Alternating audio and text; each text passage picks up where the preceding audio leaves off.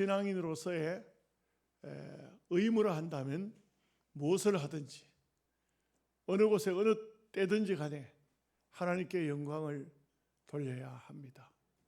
하나님께 영광을 돌리는 것은 어쩌면은 그리스도인으로서의 의무요, 사명이요, 또 그렇게 영광 돌리는 삶이 사실상은 최고의 축복된 삶이라 이렇게 할 수가 있습니다.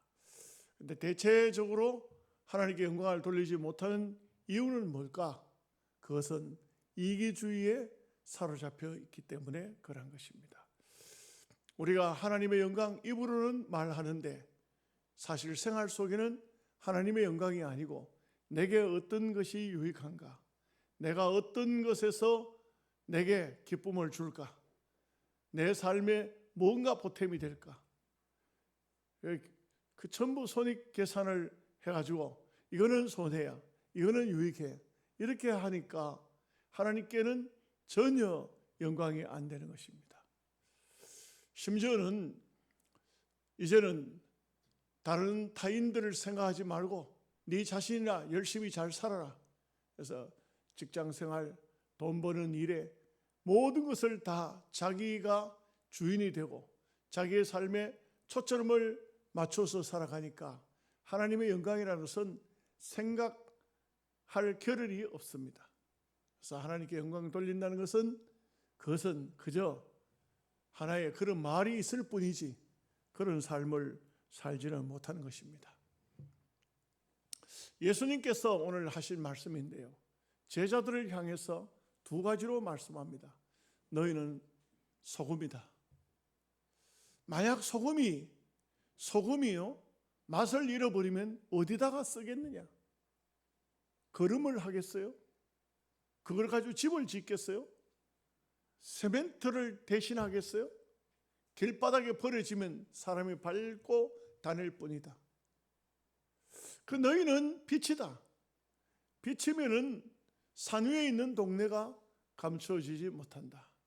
누가 불을 켜서 말 아래 한 말 두 말 새는 그 말 속에다 집어넣은 사람이 있겠느냐? 등경 위에 두지. 그래서 집안 오던 사람을 밝게 하는 것이 아니냐?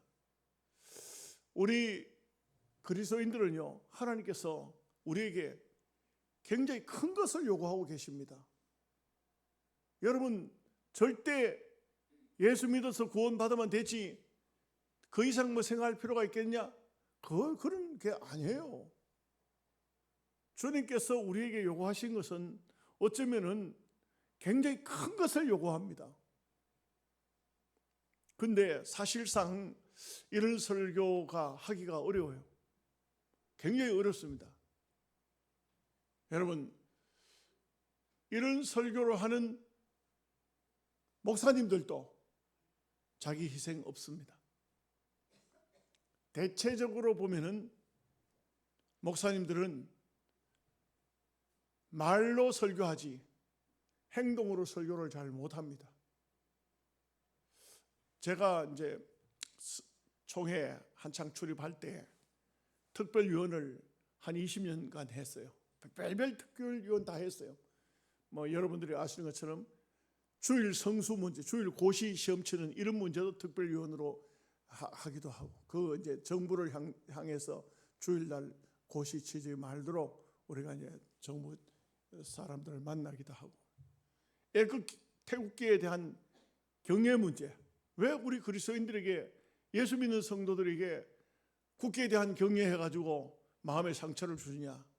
옛날에는 이승만 대통령 때 국기에 대한 주목 이렇게 했는데 왜 국기에 대한 경외를 시키느냐?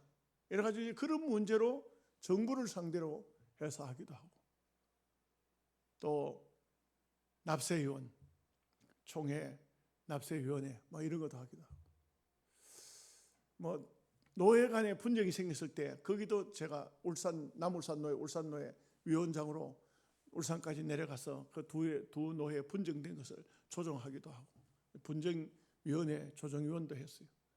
그런가 하면 또 하해중재위원회도 했어요. 또 뭐 이슬람 대책위원회 뭐 별별 걸 다 했어요. 근데 이런 말이 좀 부끄럽습니다. 이런 말이 부끄러운 게 뭐냐면 오전 회의를 마치고 밥을 먹으러 가면 밥값을 내는 사람이 없어요. 밥값을 안 내려고. 그 제가 참 신기하다. 목사님들도 큰 교회 목사님인데 대부분 보면 제가 제일 좋은 목사고 작은 교회고 그래요. 다 내보다 큰 교회 목사님, 큰 교회 장로님이에요. 밥값 안 내요. 엄청 안 내요. 한 번은 내가 실험적으로 계속 내봤어. 1차 모임, 2차 모임, 3차 모임, 4차 모임, 4차 모임까지 밥값을 내니까 5차에 가서는 위원장이 이번에는 내가 낼게 이러더라고. 희생 안 해요.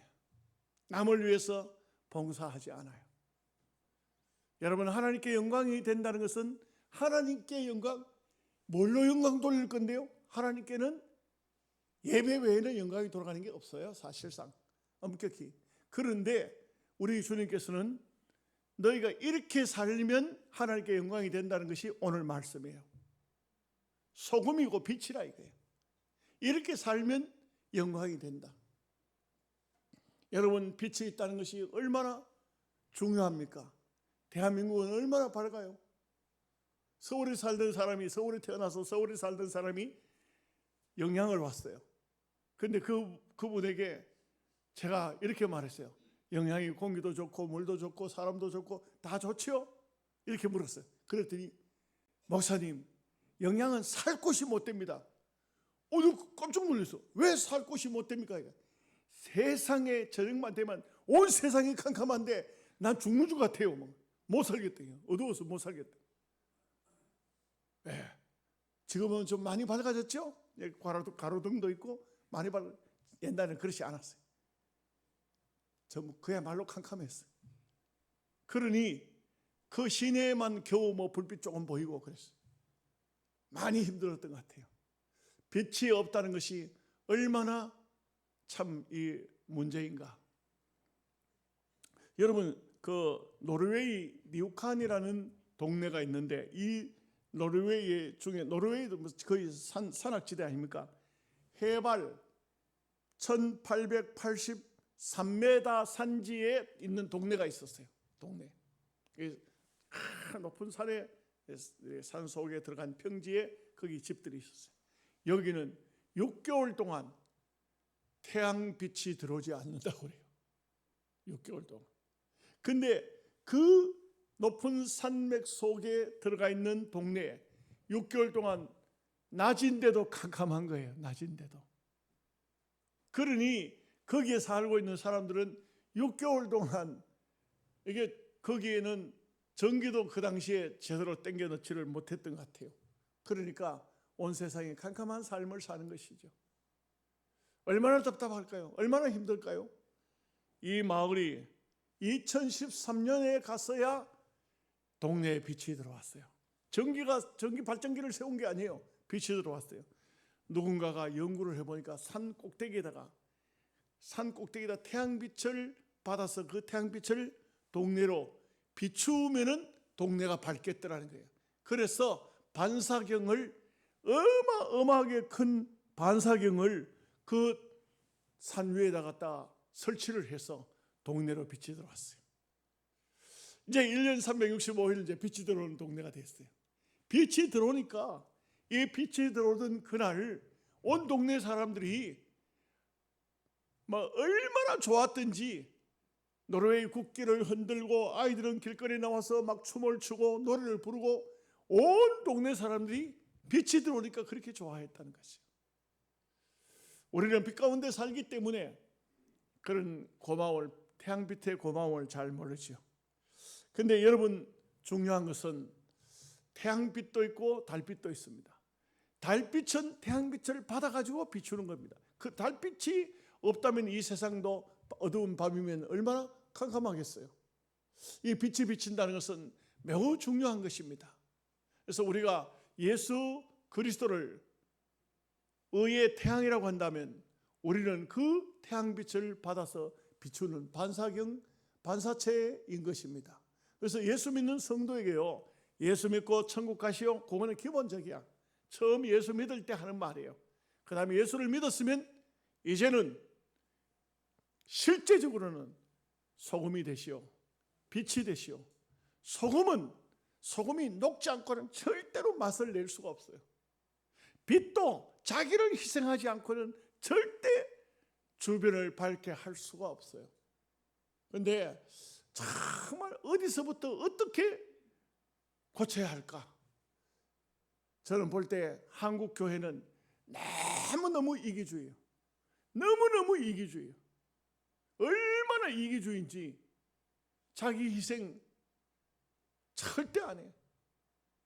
자기 손해보는 거 절대 안 해요. 얼마나 지독하게 이기주의인지 몰라요. 이거는 저는 볼 때 바뀌지 않는 한 이 주님의 말씀을 설교를 진짜 많이 해야 될 것 같아요. 아니 근데 설교 많이 듣는다고 바뀌어집니까? 변화됩니까? 변화 안 되는 것 같아요. 설교 듣고 변화하는 사람은 거의 잘 없는 것 같아요. 그래서 뭐 어떤 분은 내가 이 교회에서 뭐 몇 년 목회를 했는데 교인들이 안 바뀌는 거 보고 실망했다. 실망할 일도 없어요. 원래 바뀌는 게 아니니까. 안 바뀌는데 뭘 바꾸겠다고 그래 하는 거예요. 바꾼다고 하는 것이 그게 본인한테 결국은 낙심거리를 만드는 거지. 예. 그 참 우리가 우리 영양서부교회도 누군가 몇 사람만 소금이 되고 몇 사람만 빛이 돼도 완전히 영향지역이 달라질 것 같아요. 그런 생각이 들어요. 영향지역이 달라질 것 같아요. 예, 본문을 중심으로 해가지고 첫째, 하나님께 영광이 되려면 말씀을 드린 것처럼 자기 희생입니다. 자기 희생. 소금이 녹아야 되고 또 불을 밝히려면 자기가 태워져야만, 촛불도 자기 몸을 태워야만이 빛이 되는 거예요. 성경을 보면은요, 마가복음 10장 35절에서 38절 말씀에 야고보와 요한이 주께 나와 여짜오되 선생님이여 무엇이든지 우리가 구하는 바를 우리에게 하여 주시기를 원하나이다. 이렇게 이제 시작해요. 보십시오. 그래서 주님께서 대답하십니다. 너희에게 무엇을 하여 주기를 원하느냐? 구하는 걸 달라 하니까, 해달라 하니까 뭘 해주기를 원하느냐? 그랬더니 대답합니다.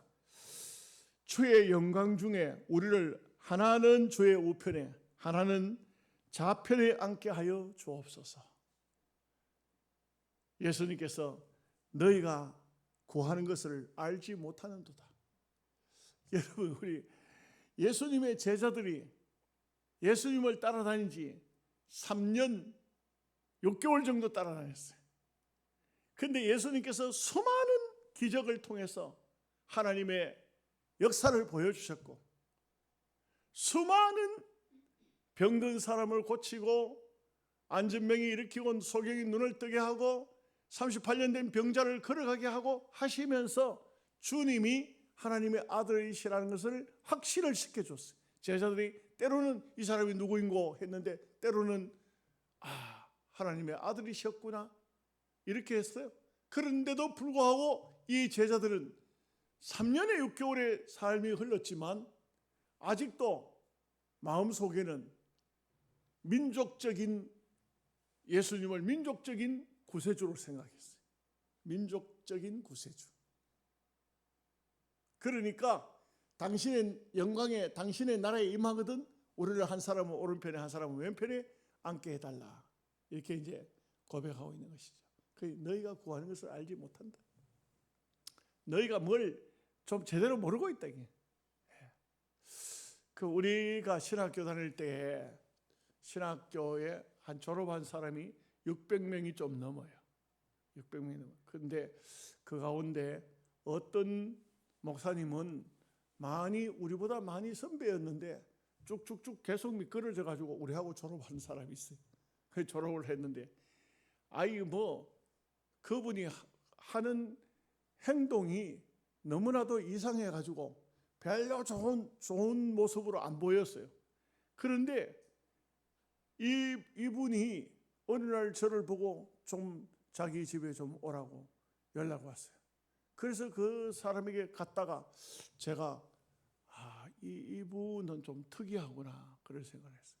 그래서 그분과 교제를 하게 됐는데 그분이 왜 그래 신학교를 다니다가 말다가 그렇게 해가지고 원래 많은 선배인데 나이도 훨씬 더 많고 근데 왜 우리하고 같이 졸업을 했는가 하는 얘기를 들었어요. 들었는데 얼마나 웃기느냐 하면 신학교에 갔는데 등록금을 내러 갔더니 한 신학생이 풀이 푹 죽어가지고 앉아있더라고요. 자기 친구가. 왜 그러냐 하니까 나는 등록금을 마련하지 못해서 오늘 사정을 해봤는데 등록이 돈을 안 내면 학교 공부를 할 수 없다고 하네. 나 집으로 가야 될 것 같아. 이렇게 하니까 이 세상에 자기가 무슨 재벌 아들이라 된다고. 야 그러면 내가 등록하려고 왔는데 이 돈 가지고 네가 먼저 등록해. 나중에 등록비를 줘버리고 기도했다는 거예요. 하나님 등록금 주세요. 안 주는 거예요 하나님이. 그래가지고 다시 집으로 내려온 거예요. 그러니까 사모님이 속이 얼마나 상했겠어요. 안 그럴까요? 얼마나 이 엉뚱한 짓을 하는지 속이 상했겠어요. 그래가지고 사모님이 또 막 열심히 식당에 가서 뭐 설거지하고 또 해가지고 또 돈을 1년 동안 일해가지고 등록금을 마련했어. 그 다음에 그래서 이번에는 눈 딱 감고 올라가자마자 학교 가서 등록금부터 먼저 내세요 이랬어. 그랬더니 알겠다고. 틀림없이 등록금 낸다고. 그래가지고는 올라가 버스를 타고 이제 서울에 터미널에 도착해가지고는 시내버스를 타고 가는데 길거리 사람이 하나 쓰러져 있더라고요. 그러니까 얼른 정류소에서 쓰러져 있는 사람을 전부 다 보지도 않고 지나다니니까 얼른 내려가가지고 보니까 여보시오 하니까 막 아프다고 하는 거야. 그럼 병원 가야지. 병원을 데려갔는 거야. 데려갔더니 이 사람이 응급 환자야. 안 데려갔으면 죽을 뻔했어. 그래가지고는 당신 누구냐고 하니까요. 보호자라고. 이래가지고 등록을 시켰더니 수술을 해야 된다고. 도장 찍고 돈을 내야 된다고. 돈을 내야 수술한다고. 그 우선 등록금부터 갖다가 수술비를 갖다 댔다. 이래가지고 수술을 해서 사람을 살았는데 이 사람 보고 등록금을 달라 했더니 그랬더니 나는 지금 돈이 하나도 없고 우리 아버지한테 가야 된다. 아버지한테 가는데 이제 이 사람을 데리고 봉천동으로 갔더니 아버지가 아이고 선생님 우리 딸을 살려줘서 너무 고맙습니다. 조금만 기다리시오. 가더니 슈퍼마켓에 가가지고 진로 소주 2병 사가지고 왔더라고요. 그래가지고 이분이 하면 나는 소주는 괜찮다. 그래도 선생님 소주 한 병 하셔. 그 자기 한 병 먹고 전사님 한 병 준다고. 그래 소주 한 병 들고 또 덜렁덜렁 내려왔다 이게. 어떻게 된다 하니까 등록했나? 등록 안 했다. 왜 안 했는데 사람부터 살려야 되지. 그 집에서는 등록금 줄 형편이 아닌게라. 이게 어떻게 된 거예요 이게? 여러분 생각하면 어떻게 됩니까? 이 사람이 바보입니까? 이 사람이 뭐 저러는 사람입니까?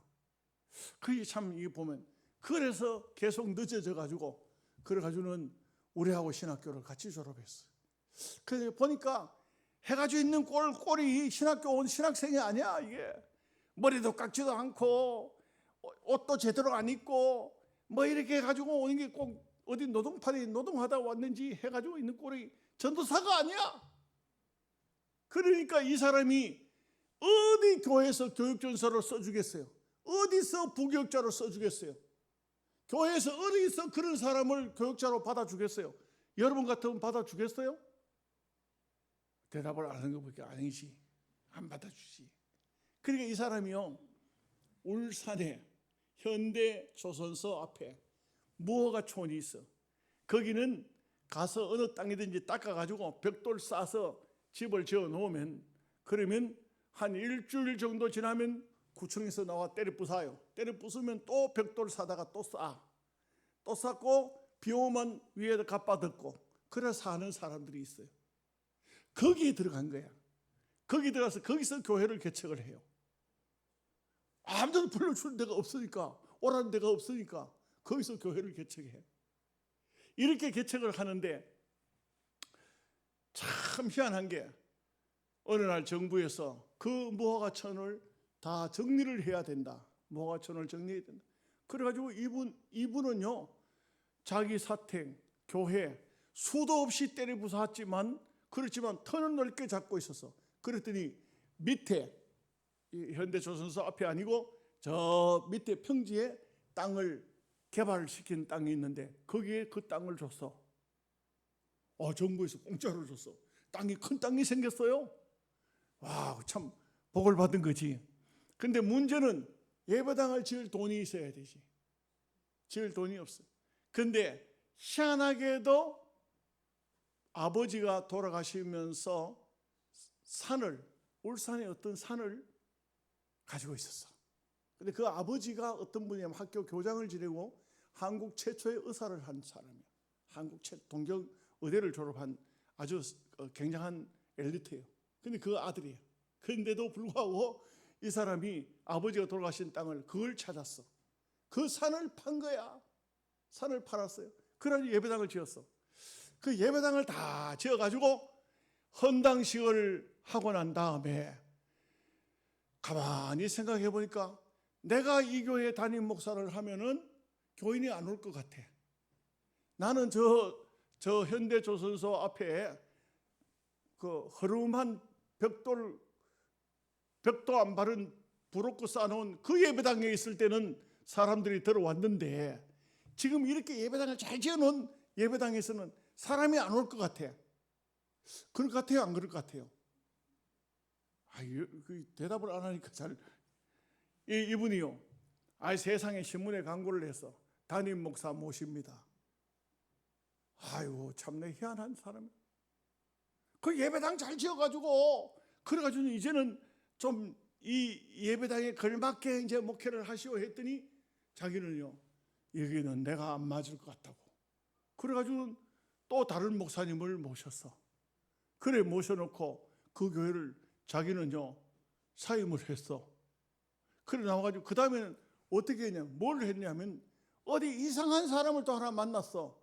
근데 그 사람이 어떤 사람이냐면, 여러분 신기한 것은 이 사람은 대체의학을 하는 사람이야. 대체의학을 하는 사람인데 뱀을 잡아가지고 그 독을 빼가지고 뱀독하고 천남생이라는 독초가 있어요. 아주 심한 독초가 있어요. 그게 선조가 먹고 죽었다는 그 아주 사약으로 써놓은 그런 그 약초예요. 그 약초하고 뱀독을 개가지고 이걸 가지고 약으로 쓰는데 버거스병과 또 막 사람 아토피, 심한 아토피, 뭐 옷도 못 입는 아토피, 이걸 고치는 그런 사람을 만나 그 비법을 안 가르쳐 주는데 이 목사한테는 전수를 해줬어. 그래가지고 그 목사가 그 다음에 그런 사람을 고쳐준다니까 소문이 나니까 그 사람 앞으로 사람이 막 모여들기 시작해요. 그런 사람들에게 복음을 전하고 그런 또 약초를 가지고 하는데 얼마 있다가는 나한테 전화가 왔어요. 박 목사, 예 형님 웬일이십니까? 우리 아버지 준 산을 팔아가지고 예배당을 지었더니만 그 산 주인이 도로 사락해가지고 내가 샀다. 도로 샀다는 거예요. 뭔 돈으로 샀어요? 우리 집에 와봐라. 돈이 버글버글 한다. 그걸 뭔 소리입니까? 했더니 내가 이렇게 그 버거스병 이런 아토피 이거를 고치는 걸 이걸 내가 배웠잖아. 그래 그걸 고쳐줬더니 나는 돈 달라 소리 안 해도 앞에 헌금함 하나 갖다 놨는데 거기 어떤 날 열어보면 50만 원도 들었고 어떤 날은 100만 원도 들었고 막 돈이 막 쏟아져. 누가 갖다 넣은지도 모른다. 이러는 거예요. 그런데 또 어느 날 갑자기 연락이 왔어요. 박 목사, 너 교회 교인들이 많지? 계란 좀 팔아두고. 이게 무슨 소리입니까? 하니까 내가 토종닭 병아리를 2,000마리를 사가지고 산에다가 울타리를 치고 갖다 놨더니만 이놈이 다 커가지고 알을 놓기 시작한다는 거예요. 알을. 예, 알을 놓기 시작한다 그래. 그래가지고 하는 말이 이제 뭐 초란 이제 알이 나오는데 이제 한 주쯤 지나면은 알이 막 쏟아질 것 같은데 2,000마리가 놓으면 그래요 안 그래요? 2,000마리가 막 알을 놓으면 1,000마리만 나와도 1,000개 아니에요. 이걸 내가 계란을 다 어떻게 하냐, 이거 다 먹어내나 이거. 그러니까 네가 너 교인들한테 팔아줘라. 이거 큰일 났어 이거. 나는 우리 교회에서 그런 거 파는 일이 없는데 이거 그래서 예, 알겠습니다. 하여간 대책을 좀 생각을 해봐야 될 것 같아. 이거 참 큰일 났다 이거. 계란을 갖다 막 싣고 오면은 이걸 어디다 갖다 팔겠노 이거. 어디 다 먹어치우겠노. 예. 여러분들이 그거 갖다 놓으면 먹겠어요? 나는 파는 거는 교회에서 그런 거 파는 건 나 절대 반대라. 안 팔아. 전에도 누가 유자 팔아 내 돈 주고 다 사가지고 나눠줘버려. 참. 안 팔아. 그래가지고 큰일 났다고 기도하고 있었는데 한 주간이 지나도 2주간이 지나도 연락이 없어. 그래가지고는 다시 내가 답답해가지고 전화를 했어. 형님 그 계란을 어찌했소? 하니까 다 팔아버렸다. 아니 계란을 다 팔다니 그 무슨 말입니까? 계란을 계속 넣는 건데 닭재로 다 팔아버렸다. 어떻게 되는가 하면은 어떤 아주머니 한 분이 애들을 서희를 데리고 예배당을 들어왔더라고요. 첫눈에 딱 보니까 아주 남루하기 그지없는 그야말로 너무너무 불쌍해 보이는 아주머니가 애들 3명을 데리고 들어왔는데 점심때 밥을 차려줬더니 엄마는 안 먹고 앉았는데 애들이 밥을 보자마자 막 달려 들어가지고 퍼먹는데 금방 한 그릇 먹고 한 그릇 더 주기 또 먹고 막 3그릇, 큰 놈은 3그릇 먹고 막 애들이 배가 막 만땅이 될 때까지 퍼먹더라고요. 목사님이 여러분 밥 못 먹더라도 밥을 안 먹더라도 저 집 식구는 좀 실컷 먹이라고. 아무것도 묻지도 않고 실컷 먹이. 애들 밥을 실컷 먹이. 갈 때 뭘 좀 싸가지고 이렇게 보내줬어요. 그 다음 주일날 또 왔더라고요. 고맙더라고요. 그래가지고는 애들하고 엄마하고 막 이제 잘 먹여가지고 보냈어요. 3번째 주에 오더니만 교회에 등록을 하더라고요. 등록을 하는데 등록을 마치고 나니까 그 아주머니를 만났는데 이 아주머니가 하는 말이 목사님 너무 죄송하지만 제가 제 행편을 이야기를 하겠습니다. 저희 남편은 시골교회 전도사였습니다. 신학교를 다니다 병이 났습니다. 병이 났는데 병으로 오래 앓는데 병원도 못 가고 돈도 없고 그러다가 그만 죽으십니다. 그래서 그 시골교회 전사님이 죽자 시골교회 계속 있을 수 없고 좀 얼마 정도 있었지만 있을 수가 없어서 울산으로 나왔는데 그런데 어디 큰 교회고 어디고 적은 교회고 갈 곳이 없습니다. 애들 데리고. 그런데 목사님이 현대조선소 앞에서 그 무허가 교회를 하던 목사님 얘기 듣고 목사님은 우리를 좀 이해하지 않겠나. 그래서 이 교회를 찾아왔습니다. 목사님이 얘기를 듣고는 그래 어떻게 살라 합니까? 살 길이 막연합니다. 집은 있나? 집이 없습니다. 그러니까 자기 부모가 물려준 산에 거기에다가 닭을 갖다 키우고 이렇게 하면서 거기다가 집을 하나 지었어요. 저도 가봤는데 완전히 희한한 집을 지었어. 방공호처럼 지었어요. 위에서 폭탄이 때려도 안 터진다 그래. 그런 집을 갖다 지었어. 근데 거기다가 그 집안 식구들을 데려가서 여기서 사소. 그리고 큰 놈 불러가지고 야, 너 자전거 탈 줄 아냐? 탈 줄 압니다. 그러면 오토바이 타겠구나. 오토바이를 하나 사주고 동생들 둘이 계란이어 그다라. 그리고 얘를 데리고 시장에 가가지고 아줌마들 이 어려운 사람 좀 도와주소. 도와주는 공짜로 도와달라는 소리 안 한다. 계란 가지고 오들랑 좀 팔아주소. 목사님이 얘기를 하니까 하겠다는 거예요. 그래, 팔아주겠다는 거예요. 몇몇 집에 연결을 해놓고. 그리고는 이분이 그렇게 했어요. 이제 아이를 시켜가지고 계란 팔아가지고 그래가지고 쌀도 사고 반찬도 사고 학교도 가라.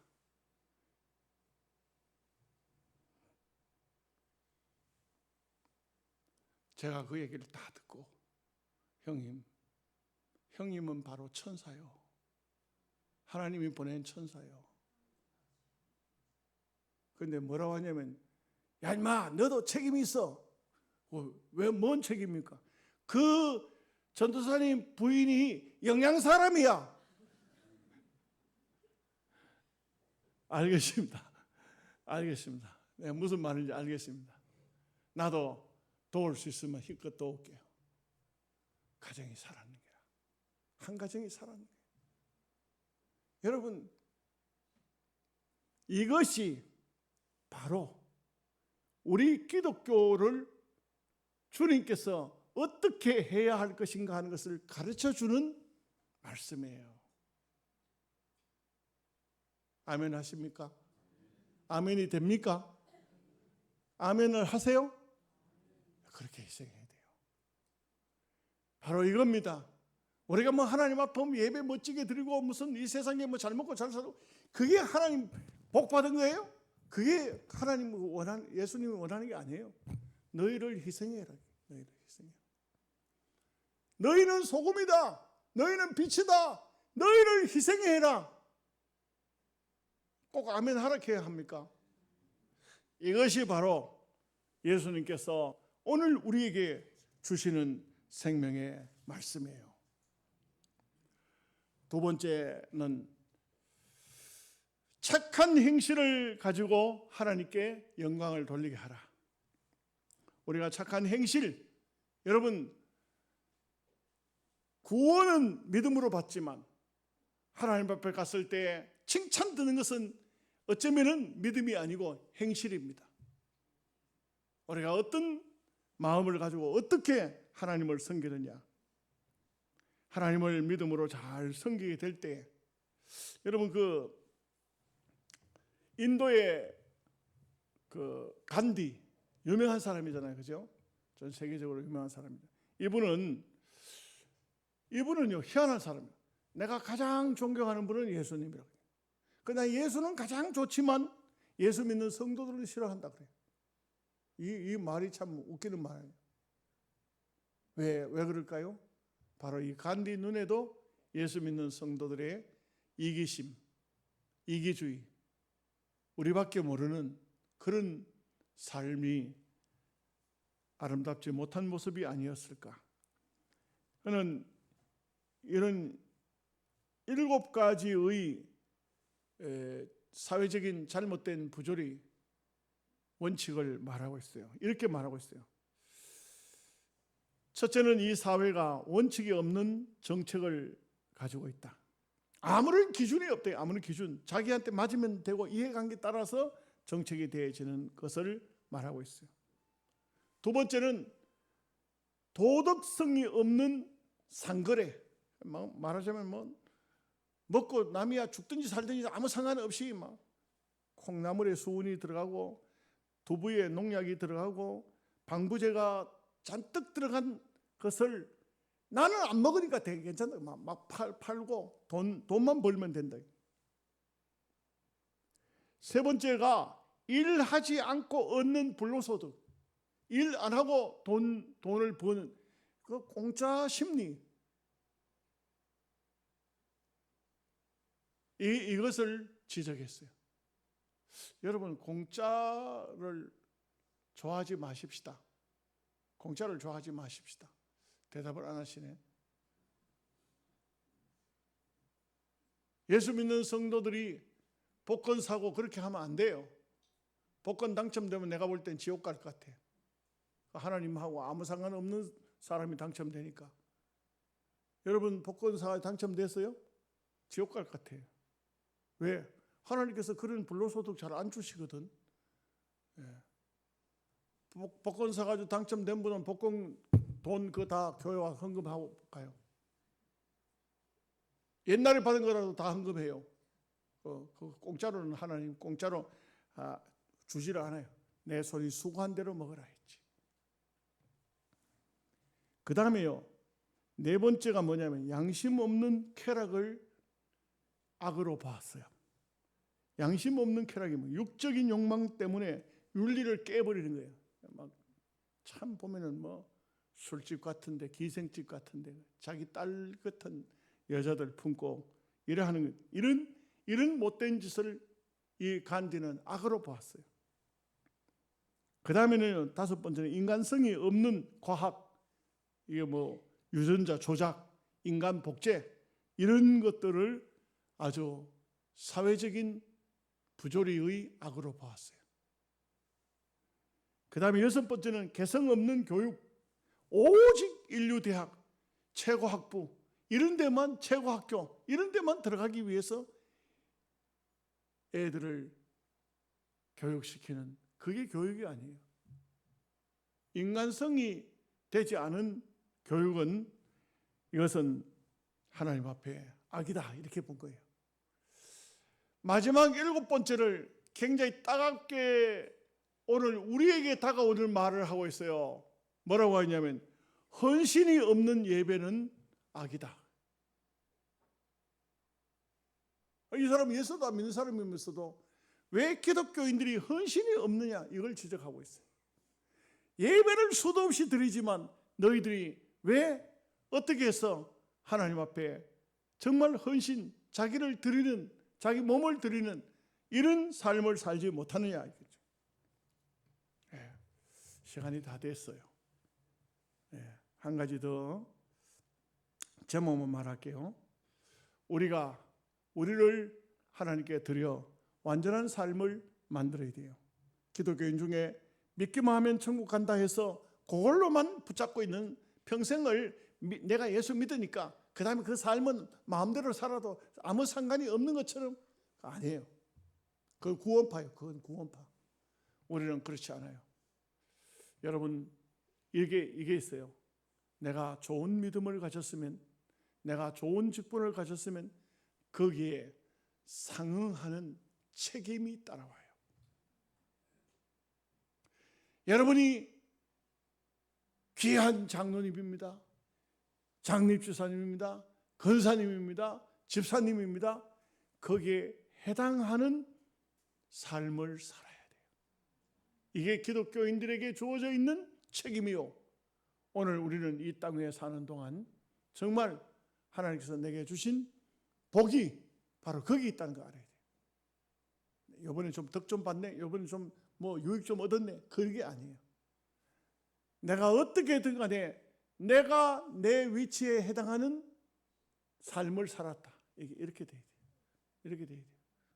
그래서 우리가 참 다 믿음의 사람이고, 또 오늘 삼여전대가 헌신 예배를 하는데 우리 젊은 분들 잘 오늘 말씀을 새겨서 자기 희생, 자기를 희생하고 또 착하게 살고 그 다음에 완전하게 사는 삶, 이 삶으로 하나님께 영광이 되시기를 주님의 이름으로 축복합니다. 하나님 아버지 감사합니다. 오늘 또 주의 말씀을 통하여 아버지께 영광을 돌리게 하라는 말씀을 상고하였습니다. 우리가 이런 주님의 우리에게 주신 이 명령을 등한시하면서 우리가 믿음의 생활을 잘한다고 말하는 것은 잘못됐다는 것을 성경은 우리에게 가르쳐 주고 있습니다. 주신 말씀이 우리 모두에게 생명의 양식이 되게 하여 주옵소서. 예수님의 이름으로 기도하옵나이다. 아멘.